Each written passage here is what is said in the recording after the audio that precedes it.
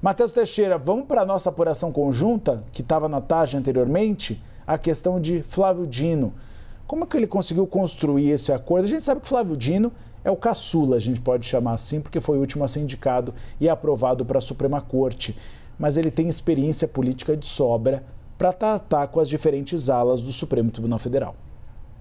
Exato, Uribe. Vamos lembrar até quando o presidente Lula indicou ele, falou publicamente que queria alguém com punch político, com experiência e que soubesse lidar justamente para momentos delicados de crise e que é necessário tomar alguma medida para que a crise não se avolume e não escalhe ainda mais, que já estava numa situação muito ruim para o Supremo Tribunal Federal e para os três poderes como um todo.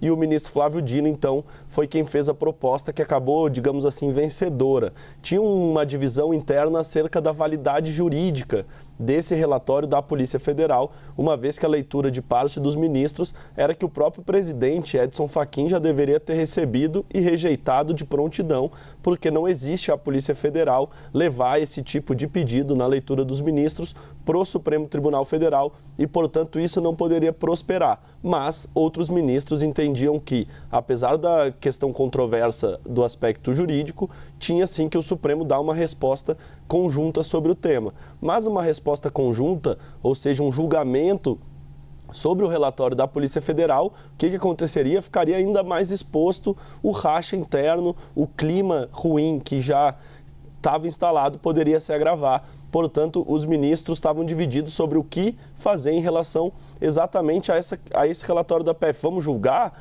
Vamos rejeitar?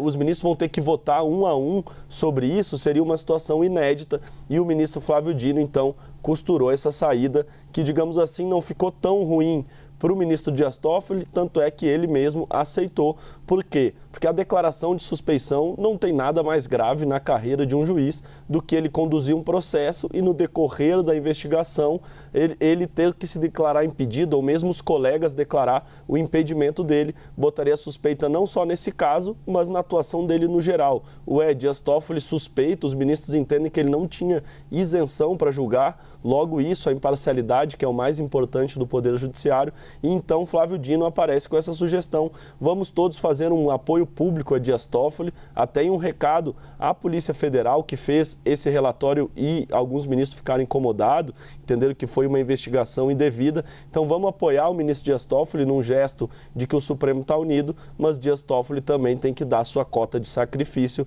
para estancar a crise. Não adianta só a gente sair na defesa dele, ele também tem que fazer o gesto, e o gesto foi o recuo.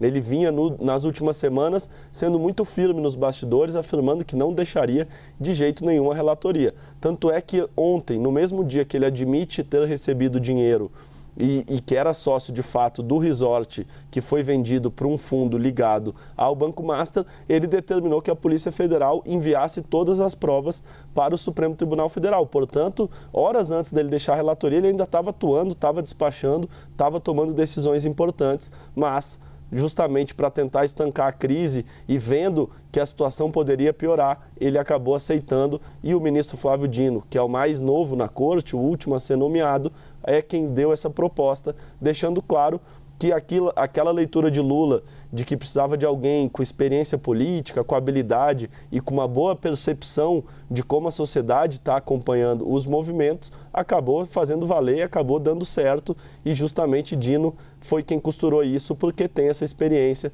sabe lidar com os colegas, e enquanto a gente vê que um lado é a favor do Código de Ética, o outro é contra, na Lava Jato a gente via uma divisão muito clara do Supremo Tribunal Federal, a gente estava vendo isso no Banco Master, mas Dino não preferiu aderir a nenhum dos dois lados e serviu como uma espécie de interlocutor, uma ponte entre quem defendia a permanência de Toffoli e quem queria que ele deixasse. E ele, nesse papel de interlocutor que ele já vinha desempenhando, ganhou ainda mais musculatura e ainda mais respeito dos colegas, e justamente por isso veio dele a proposta e foi acolhida, porque ele tem sim ganhado uma relevância nos bastidores, que é incomum. Geralmente o ministro mais novo chega aos poucos, o decano, apesar de não ter poder a mais que os colegas, tem um respeito muito grande. Vamos lembrar que antes de Gilmar Mendes, era o ministro Celso de Mello por muitos anos, depois foi Marco Aurélio um período curto, mas o Celso de Mello desempenhava esse papel assim de uma espécie de palavra final em grandes crises,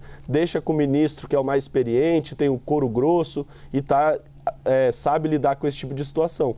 Dino não tem toda essa história dentro do Supremo, mas já foi juiz, foi governador, foi senador, foi deputado e agora está exercendo aí essa habilidade política dentro do STF, Uribe.